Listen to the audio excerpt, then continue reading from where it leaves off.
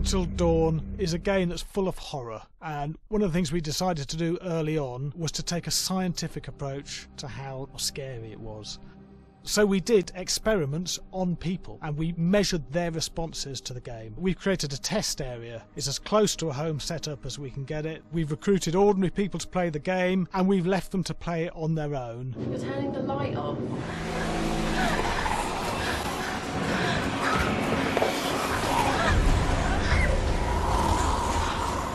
The only difference is it's rigged with cameras and microphones that relay the data through to the next room where people are watching them play. Bracelet here we use for biometric testing. It measures the player's emotional response. It's called a galvanic response sensor. It makes contact with the user's skin and it measures the electrical conductivity across their skin. It's the same principle as an old-fashioned lie detector. When you're stressed, you sweat a little, very sensitive. It picks up tiny changes if the player is feeling anxious or scared. That data's fed back to a testing team. It comes through as a graph.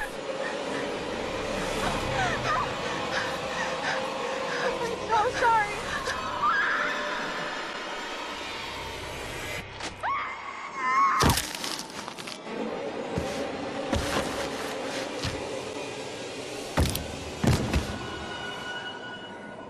There's no point testing one or two people, you have to test a lot of people. Watch your step.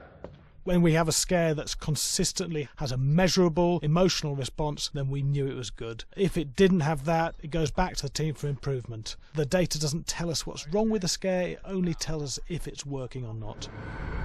Wait, okay, so you hear that too, right? Josh. Here we have a chapter relatively early in the game. Weirdly regular. Nothing regular about it. We have to create tension and anxiety in the player so they are ready to receive the scare.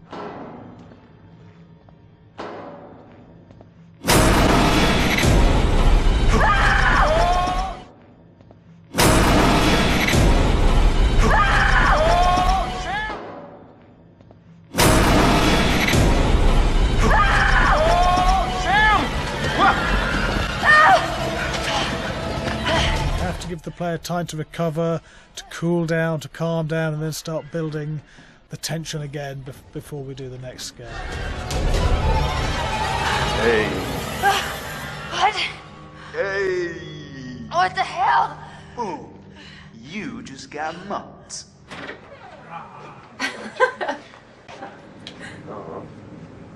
Yeah, I have such an adrenaline high from that game. There's two things we found. One is we could look at the scares, analyse if our expected scares were working effectively. Were people shrieking and covering their hands, or were they getting an emotional response from it? And being scientific about it means that we strip out people's opinions about whether things are working or not. We've got data, and we look at the data. If it's working, we're happy with it. Really scary. Bit scared and wanting to get away. I actually maybe a bit scared to play on my own, but in a room with the lights on, yeah, with some other people as well, yeah, maybe. But because I'm a scaredy cat, I would play with someone in the room. And the lights on. It was one of the scariest games I've played in a long while. The costume designs allowed a range of clothes that would suit them for the cold winter weather, but also have an element of style and individualism, so that the audience could look at them and relate.